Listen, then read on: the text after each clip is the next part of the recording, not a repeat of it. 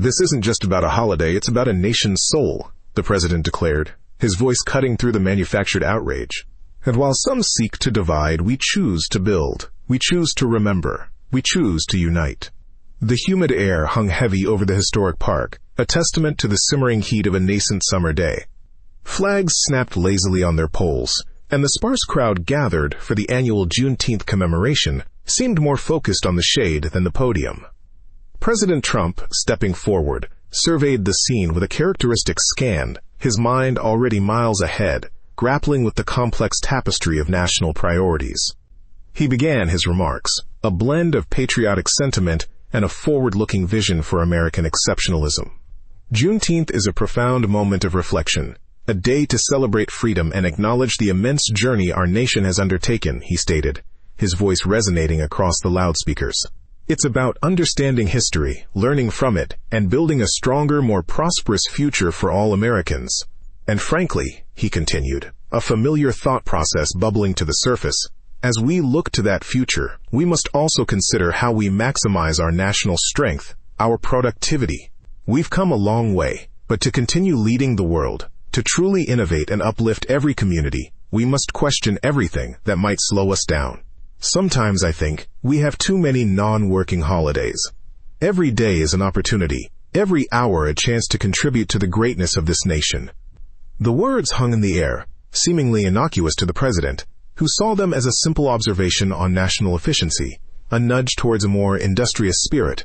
But in the hypercharged political climate, such phrases were rarely, if ever, simple. Miles away, in the hushed, tech-laden control room of her newly minted independent media consultancy, Karine Jean-Pierre leaned forward, her eyes fixed on the live feed.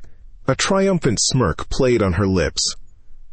"Bingo," she murmured, a glint of predatory satisfaction in her gaze. She had been waiting for a misstep, a perceived gaffe, anything that could be leveraged to assert her new, fiercely independent voice, and expose the disconnect of the current administration. This was it. Within minutes, her fingers flew across her tablet, crafting a scathing denouncement designed to ignite a firestorm. "Just heard the president's abhorrent comments on Juneteenth," her post began, dripping with indignation. To suggest we have too many non-working holidays on a day commemorating emancipation is not just tone-deaf, it's a direct insult to the black community and a blatant disregard for the very sacrifices that built this nation. This is precisely the kind of callous insensitivity that reminds us how out of touch this administration truly is. My new independent voice will not stand for this disrespect. Hashtag Juneteenth the Scaccard, hashtag disgraceful, hashtag independent truth. The post hit like a digital wildfire. News alerts pinged, social media exploded, and cable news channels, already hungry for controversy, immediately cut to Jean-Pierre's words. Pundits debated, activists decried, and within hours, the president's innocent, albeit clumsily worded, observation was reframed as a direct assault on black history and the spirit of Juneteenth itself. Jean-Pierre reveled in the immediate attention, the surge of engagement on her independent platform. This was her moment, a chance to define herself as the sharp, morally grounded counterpoint to a presidency she considered fundamentally flawed. The storm swelled.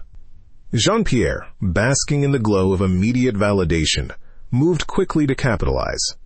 She scheduled a flurry of media appearances, from morning news shows to primetime interviews, each designed to amplify her outrage and solidify her position as the champion of historical truth against what she painted as a dismissive and even discriminatory administration. "This isn't about productivity, Mr. President," she declared on a national morning show, her voice trembling slightly with what appeared to be genuine emotion, but was, in fact, carefully calibrated outrage. "This is about asterisk respect.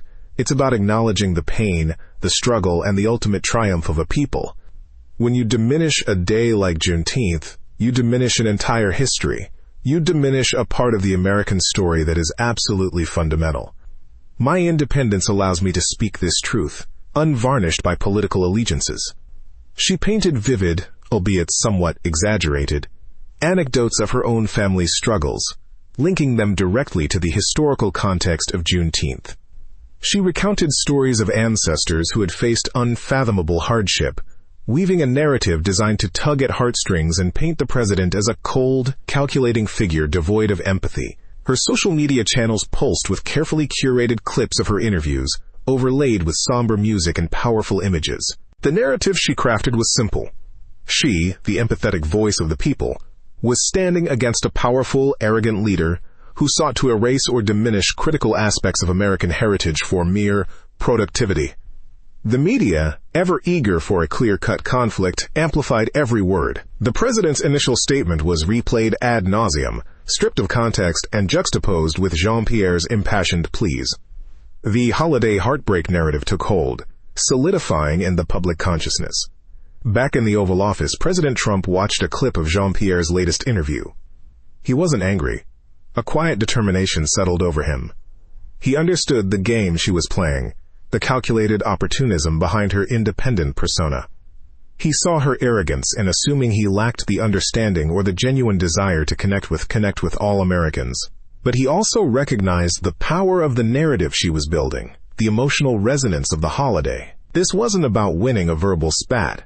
It was about demonstrating true leadership, about showing a tangible commitment that transcended mere words. "She thinks she's got me," he mused, a faint smile touching his lips. "She thinks I don't get it. But I do. This isn't about me versus her. This is about what's right for the country. And sometimes you don't fight fire with fire.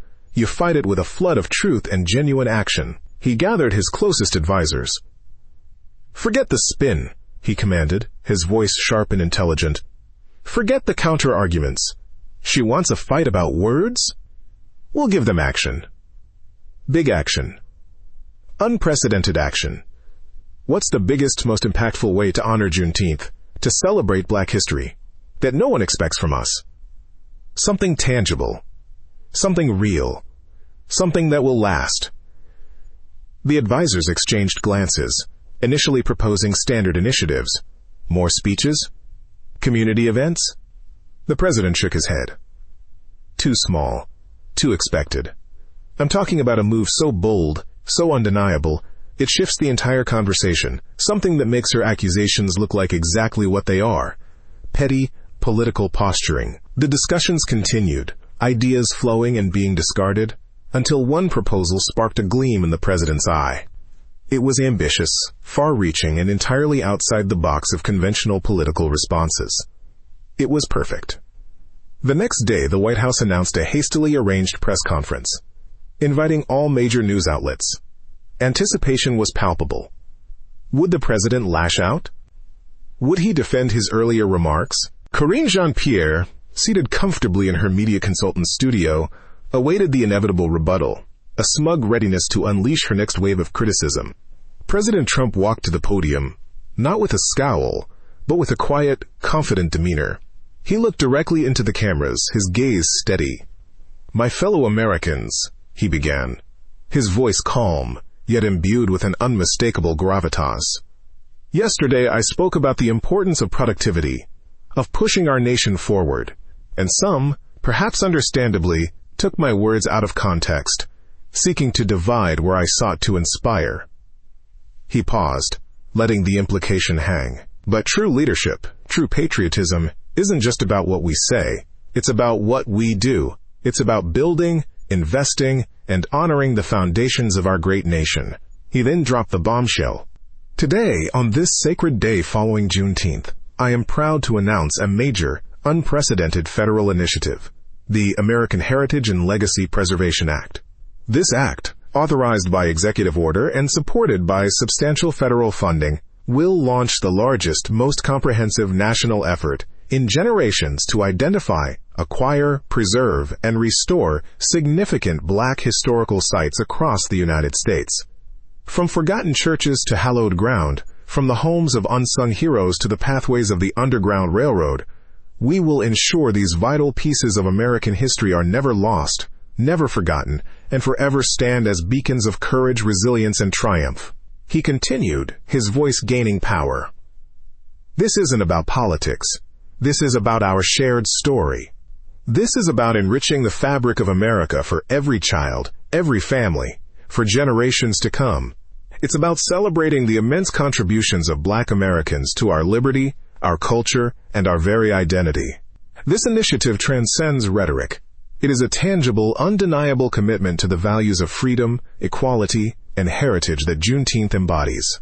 We will ensure that the stories of struggle and triumph are not just remembered, but experienced by every American. The media room buzzed, a collective gasp followed by a scramble for microphones. This was not the expected fiery counterattack. It was a strategic masterstroke. While the president spoke, detailed fact sheets were distributed, outlining immediate plans for dozens of sites, complete with budgets and timelines. It was real. It was concrete. In her studio, Karine Jean-Pierre watched, her face slowly draining of color. Her triumphant smirk dissolved, replaced by a look of stunned disbelief, then growing panic. Her carefully constructed narrative, her indignation, her independent truth, it all crumbled before the sheer weight of the president's decisive action. How could she possibly pivot? How could she criticize a massive, tangible investment in Black historical preservation? Her callous disregard accusation now looked utterly petty, her insensitivity charge baseless against such a grand gesture. The public reaction was immediate and overwhelmingly positive. Social media, previously ablaze with condemnation, now filled with praise. News anchors, initially skeptical, were forced to report on the widespread approval for the initiative. The holiday heartbreak narrative was not just countered, it was obliterated by a profound act of national remembrance. Jean-Pierre's platform, built on outrage, suddenly found itself devoid of oxygen. Her past criticisms, once amplified, now sounded like desperate whispers against the roar of a genuinely unifying act. She was left adrift, her calculated antagonist role exposed as hollow and opportunistic, while the president stood tall, not just as a leader, but as a hero who saw beyond the noise to deliver a victory for the nation's shared heritage. What do you think was the most impactful part of the president's strategy in this situation? Let me know your thoughts in the comments below.